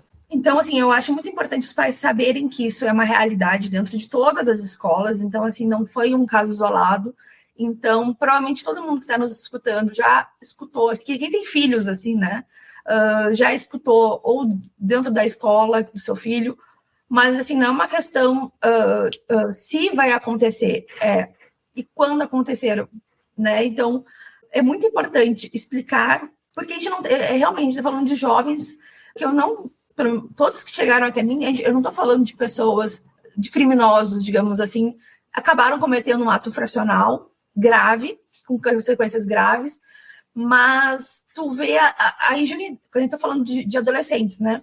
Mas a ingenuidade e a falta de conhecimento do quão errado aquilo era. E aí, muitas vezes, as escolas não estão aptas para a educação digital, né, para evitar a violência digital dentro das escolas, e os pais sequer têm conhecimento de que isso existe. Então, como se tu não tem conhecimento de que isso existe, como é que tu vai explicar para o teu filho que isso é errado e que ele não pode fazer isso? Eu até tenho um sobrinho de 13 anos, que agora ele está entrando, né, no 9º ano, e eu falei, olha, a tia já passou, né, por casos assim, então tem uma conversa super aberta de, se acontecer isso, vai lá e explica para o teu colega, isso é errado, tá? Né? Não é legal isso, tem consequências. Então, é muito importante que os pais saibam o uso da inteligência artificial. Os adolescentes sabem usar a inteligência artificial melhor do que nós, né? Sem dúvida nenhuma. Dominam tudo daquilo e que não tem, né? Porque muitos pensam, meu filho não seria capaz, mas ele não tem a capacidade ainda de compreender do que ele está fazendo. Então, é muito importante, porque tem sido muito comum ser utilizado principalmente por adolescentes. Claro que uma pessoa mal intencionada, adulta, pode, utiliza como uma ferramenta, como, né, tu deu um exemplo de vingança, como um exemplo de eu quero causar um mal. Mas a pessoa já sabe que isso é errado e já sabe que vai estar prejudicando outra pessoa. E tem um objetivo disso. Então, é assustador, mas eu também vejo que, que nós, né, como seres humanos, como eu, por exemplo, eu não sou mãe, por enquanto eu não sou mãe ainda, mas sou tia. Então, de nós levarmos a informação de quanto isso é um problema real, né, o artigo mesmo, ou quando eu uso, né, os meios de comunicação para falar sobre isso, não é para assustar ninguém, não é para causar um desespero, é justamente de que cada pessoa consiga compreender e olhar, que um jovem principalmente, que todos ali têm um potencial de cometer erros, porque nós, né, seres humanos, a gente já comete diversos erros, mas a gente já sabe o que é certo e errado. Então, a gente já educa, né, uma criança, um adolescente, de que se tu pegar o lápis do coleguinha, isso é errado. Mas muitas vezes falta essa educação digital, esse letramento digital, para que não violentem outras pessoas, que não aconteçam essas violências através do mundo digital. Então, da mesma forma que nós somos educados desde pequenininhos a não agredir um colega de forma física, a gente também tem que aprender que, agora também adultos, né, porque muitos adultos a gente vê de forma reiterada, não violentar outra pessoa, não agredir outra pessoa de forma digital, mas de trazer essa conscientização para os jovens, porque né, o nosso futuro também, né, nós vamos cada vez mais ficarmos mais velhos, né, e a gente acaba tendo uma maturidade de quando está fazendo uma violência digital, a gente pelo menos tem consciência, a gente sabe que aquilo é errado, que podemos sofrer as consequências. Mas me entristece muito, assim, quando eu tô, né, chega um caso para mim de uma pessoa que fez algo muito errado, né, com um colega, e às vezes até com o professor, o professor vai lá e xinga, né, vai lá e dá uma dura, faz o seu papel de professor, e o aluno, ele quer a vingança e faz, né, utiliza a inteligência artificial para ridicularizar o professor, só que isso é uma violência muito grave, e falta essa conscientização digital, esse letramento digital de nós, adultos, e para nós passarmos para as outras gerações o quanto isso é grave e que tem consequências. Falando especificamente do deepfake, no Brasil não tem uma legislação específica sobre deepfake, mas acaba que ele se encaixa, e aí a gente também fala de outros países, se eu não me engano, Coreia do Sul tem legislação própria do deepfake, Reino Unido, agora saiu uma legislação extremamente recente, que foi agora em fevereiro, sobre o deepfake, mas são poucos que têm uma legislação específica, mas acaba entrando em outros tipos penais, ou, por exemplo, em outros crimes, pode ser responsabilizado tanto de forma civil, né, numa indenização pelos danos causados, como responder de forma criminal. Então, vai entrar dentro de uma injúria, dentro de uma ameaça, dentro de, né, um artigo específico que existe em relação a cenas, né, de nudez. Então, um adolescente não vai responder de forma criminal num processo criminal, mas ele vai responder por um ato infracional, e isso pode prejudicar a vida dele, né? Como as consequências para a pessoa que está sendo vítima, né? Que nunca se expôs, nunca pode ser uma pessoa super discreta. Podemos ser vítimas. Da mesma forma que eu, por exemplo, seja no lugar que eu estiver no mundo, eu não vou sair na rua. Eu gosto de trazer esse exemplo, porque muitas vezes fica difícil de visualizar uma violência digital. Então, um exemplo que eu gosto de trazer é, por exemplo, de um furto. Não existe uma forma segura de eu estar na rua e não ser vítima de um furto, em qualquer lugar do mundo. Pode acontecer. Uhum. O que eu vou fazer? Eu não vou mexer meu celular quando eu estiver andando na rua. O que isso vai ocasionar? Vai diminuir os riscos de eu ser vítima de um furto. E muitas vezes eu vejo assim, diversos professores, especialistas falando sobre violência digital e falam, é só não se expor, se não estiver na internet, tu não vai ser vítima. E eu gosto de trazer um exemplo, porque para mim isso não é uma verdade. E, bom, se alguém fala para mim, tu não quer ser vítima de furto, não sai de casa. Bom, diminui bastante o risco também, diminui. Mas tu consegue me garantir 100% de certeza que, estando em casa, alguém não vai invadir a minha casa para me assaltar? A gente sabe que isso acontece. Então, da mesma forma que a gente tem esse raciocínio de, bom, eu vou me cuidar quando eu sair de casa para não ser vítima, e que eu fui educada para não agredir ninguém também, é o mesmo raciocínio que a gente tem que ter no mundo digital. De, bom, eu vou tomar cuidado para não cair em golpe, então, desconfiar. Tem diversos deepfakes na inteligência artificial que utilizam imagens de famosos, por exemplo. Então, são eles mesmos falando, clique nesse link aqui que tu vai ganhar uma bolsa. É o que eu falo, não existe jantar grátis, desconfie. Né? O que os golpistas fazem, por exemplo? Eles entram na rede social de um hotel famoso, de um restaurante famoso, olha as pessoas que estão ali seguindo, e vão lá e te mandam um direct. Porque eles já sabem que tu tem um interesse naquele hotel, ou naquele restaurante, ou naquele profissional, e te oferece tudo que a gente quer, né? É ser tratado como a gente acha que a gente merece. Então, eu não gostaria de receber, né? Um restaurante que eu acho maravilhoso, meu sonho é conhecer, ou um hotel que meu sonho é conhecer. Se alguém chega e fala para mim que isso ganhei uma promoção, e com um perfil muito igual, muda uma letrinha. Então, a gente tem que saber, né, que um ator, uma atriz, nunca vão estar oferecendo esse conteúdo. E tomar realmente cuidado, porque é muito, a gente não está falando, né, há 5 anos atrás, um conteúdo de inteligência artificial era muito fácil de identificar. Uhum. Hoje não. Então, por mais que tente, por exemplo, ter ferramentas, também utilizando inteligência artificial, para identificar um conteúdo, isso ainda não existe. Para identificar 100% não existe. Nós, né, humanos, desconfiarmos. Então, desconfiar do quê? Se algo está realmente muito... Estão me oferecendo algo que normalmente... Que se eu parar para pensar... eu quero muito que isso fosse verdade. Mas parar um pouquinho para pensar, não. Os golpistas, eles tentam também utilizar da questão da urgência. Se tu não fizer isso agora, não mandar isso agora, tu perde. Então... ou, né, se vai muito na emoção e não pensa muito, né? E tem golpistas que usam voz de familiares, falando, me deposita 10 mil reais agora. E aí, tu tenta desligar para ligar para a pessoa e o golpista vai tentar te convencer que não dá tempo. Quando é algo muito urgente, desconfie. Nada é tão urgente que tu não possa desligar e tentar falar com a pessoa. Então, assim, tem diversas formas que estão utilizando a ferramenta, né, ferramentas de inteligência artificial.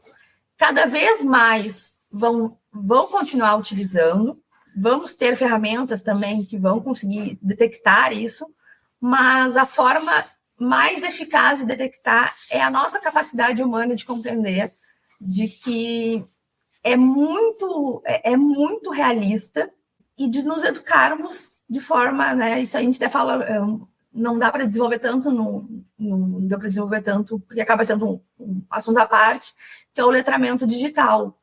Porque eu sempre gosto de trazer um problema, mas pensarmos na solução. Então, é um problema real, é um problema que vai continuar crescendo, porque cada vez mais as ferramentas vão estar mais realistas ainda. Uhum. E o que a gente faz com isso?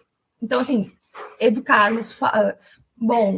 alguém está aqui nos assistindo, comentar para outras pessoas o que estamos aqui conversando, de termos esse letramento digital, essa consciência, para que a gente não seja vítima, e também de a gente entender que uma ferramenta que utiliza a imagem de outra pessoa já não é mais uma brincadeira, já não é mais algo admissível, que isso é errado, que fere o direito de imagem de outra pessoa, podendo ser também considerado, muitas vezes, um crime contra a honra, pode configurar diversos crimes, mesmo que não exista uma legislação específica no país. Por exemplo, no Japão não existe legislação específica, mas pode configurar um outro crime e ser responsabilizado por isso. Muito bem. Andréa Auger. Meus queridos ouvintes, vocês sabem que aqui no Motiori a gente nunca encerra o conteúdo no episódio, né? A ideia é ser realmente reflexivo. Então a gente abordou vários aspectos dessa nossa relação com a internet, essa realidade cotidiana que é a informação e a desinformação, essa realidade cotidiana que é a possibilidade de a gente se expressar na internet e de ouvir a expressão de opinião alheia também, e dentro disso a questão da violência digital. A Andréa Auger, ela tem o perfil dela no Instagram, @Andréa AUG com G, tá? AUG. Andréa Auger no Instagram, e você encontra ela no LinkedIn também. Minha sugestão, siga a porque ela posta com frequência novidades de leis, ela posta às vezes uma notícia de um caso que chama atenção, e não deixa de ser uma maneira, né, Andréa, de fazer um letramento digital, porque você é uma pessoa da área, às vezes você traz ali um comentário, uma reflexão, uma atualização de uma lei, de uma decisão internacional, alguma coisa, e a gente vai pensando melhor a nossa relação com a internet, e isso é muito massa. Eu agradeço muito você ter passado por aqui, porque desde que a gente se conheceu naquela live lá atrás, eu tinha vontade de arrumar uma desculpa para você aparecer por aqui, e a minha desculpa maravilhosa foi o livro, né, que você participou. Falei, não, agora é a hora do momento, que a moça agora é coautora de livro chique, então vamos lá chamá-la para conversar e fazer uma propaganda do livro. Inclusive, se você puder reforçar a propaganda do livro, né? Dizer onde o pessoal encontra o livro para baixar. E se você tiver outros livros ou outros materiais como canal do YouTube, podcast, alguma coisa, fica à vontade, é hora de você vender seu peixe. Primeiro, Carlinhos, muito obrigada pelo convite. Eu estou sempre à disposição, gosto muito do teu canal, gosto muito do teu trabalho, então é sempre um prazer. Então, muito obrigada pelo convite. Estou sempre à disposição, porque deu para ver que eu gosto de falar pouco sobre o assunto também, né? Aqui é o lugar, eu falei que eu arrumei uma profissão onde eu posso falar e ser pago por isso ainda. É maravilhoso. Então, muito obrigada pela oportunidade. O livro, tá? É um livro que não tem nenhuma remuneração, é do Supremo Tribunal Federal do Brasil. Então, tá no STF, vai estar também nas minhas redes sociais, está ali o link também. Podem compartilhar, que os direitos autorais estão todos ali. Então, é um livro que é para se ler. Esse pode mandar no grupo da família, então? Pode mandar, pode compartilhar, porque o objetivo, né, desse livro é justamente a informação, é justamente sabermos o que está acontecendo sobre a tecnologia, o quanto a tecnologia está nos afetando e o que podemos fazer, né, para lidarmos com esse mundo tecnológico, porque não tem como a gente modificar isso, mas nós podemos nos modificarmos para estarmos aptos a esse mundo digital. Eu realmente, né, no meu Instagram ali, está aparecendo aqui, a Andrea Alger, eu sempre tento trazer o máximo de informação o mais rápido possível, assim, né, para informar. Inclusive, a legislação do Reino Unido, até eu fico brincando, né? Antes de sair no site oficial do Reino Unido, eu já tinha, quando foi publicada a lei do deepfake no Reino Unido, eu já tinha publicado no meu Instagram. Falei, estou mais rápido do que o próprio governo do Reino Unido aí na divulgação. Então, realmente, tenho utilizado mais também o LinkedIn. São os locais que eu realmente, no meu site, o que chega, vai ter algo um pouquinho mais elaborado em relação ao que eu posto no Instagram, mas eu tento levar o maior número de informação com uma linguagem não jurídica. Falar de uma linguagem para que todos compreendam, desde um doutor em direito até uma pessoa que não tem escolaridade. Então, o objetivo da minha página é justamente essa, levar a informação de uma forma acessível para todos. Então, vai ser, se tiverem algumas dúvidas também, podem enviar no direct ali, que eu sempre respondo. Foi um grande prazer estar aqui, fico à disposição, tanto de quem está nos ouvindo, e quanto para termos outros assuntos, né, do mundo digital que não tem fim, então fico à total disposição, Carlinhos. Que legal. E o pessoal não sabe o risco que corre quando fala estou à disposição, né? Porque, felizmente, a gente tem não é uma grande comunidade, mas é uma pequena comunidade de produtores de conteúdo digital e a gente costuma ouvir o conteúdo do outro aqui no Japão, né? Porque é um grupo pequeno, daí a gente deve ter no máximo uns 20 produtores de podcast aqui, então praticamente todo mundo se conhece, e aí um ouve o programa do outro, às vezes quando parece um convidado legal, a gente roubartilha o convidado, né? A gente ouve aquele, você passou lá no Amiguinho, passa aqui também um dia desse, que a gente vai arrumar outra desculpa para conversar. Então eu espero que seja aí uma ponte, né? Letramento digital, essa questão do uso da rede social, como tenho amizade com produtores de conteúdo, me preocupa muito também a questão da maneira como a gente produz conteúdo. Eu sou muito feliz por poder fazer isso aqui, né? Tô aqui no meu quarto, que é o meu estúdio, e poder me expressar, conversar com pessoas interessantes e compartilhar informação, mas também me dá um pouco de medo, porque eu sei que a possibilidade de você falar uma bobagem e essa bobagem ser replicada depois, ela existe, né? Então, esse tipo de conteúdo educacional, reflexivo, eu acho muito importante. E obrigado por poder compartilhar um pouquinho da tua história. Você tá numa manhã aí do Brasil, tem um montão de coisa para fazer. Que legal ter tido esse tempo aqui com a gente. Muitas graças. Eu que agradeço. Vou aproveitar só o finalzinho para também agradecer que o artigo que eu fiz em coautoria com o Dr. Rafael Chaia. Ele é um advogado e professor de direito, né, lá do Mato Grosso do Sul, Campo Grande, um colega e um grande amigo. Então, também agradecer, porque foi um trabalho em conjunto. E estão para sair, né, outros livros sobre o direito digital, com outros colegas que eu participei. Então, vai ter bastante novidade sobre o assunto.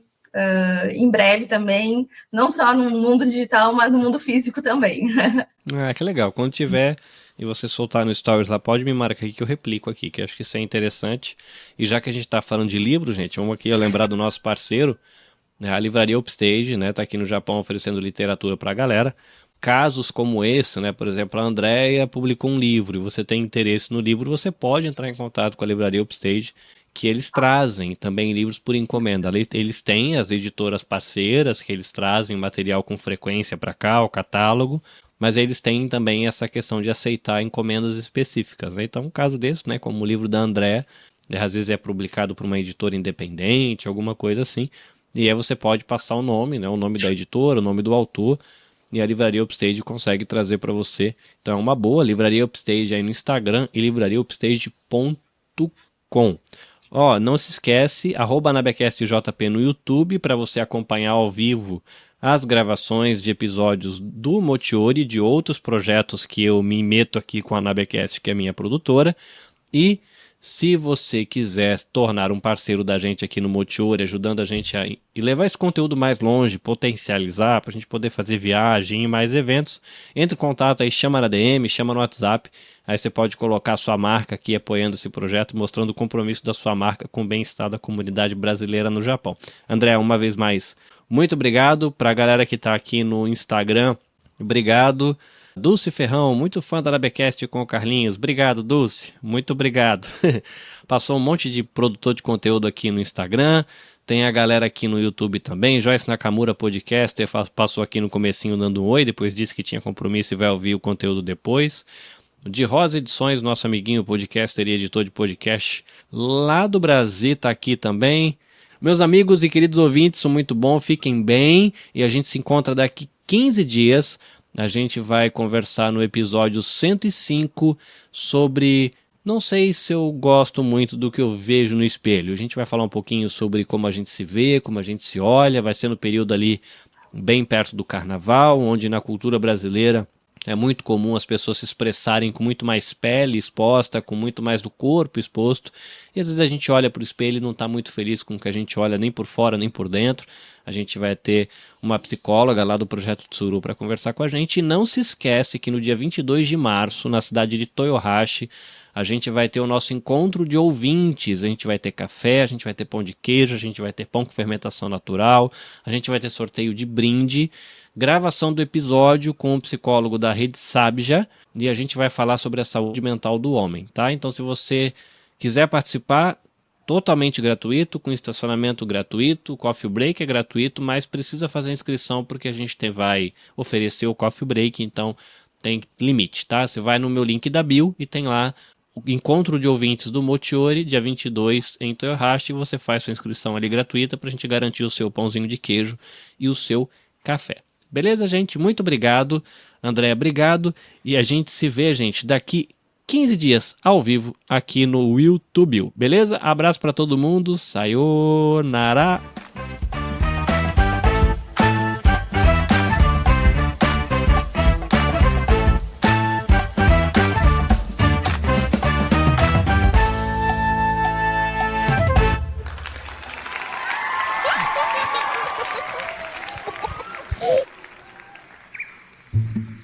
Este episódio foi editado pela Nabecast.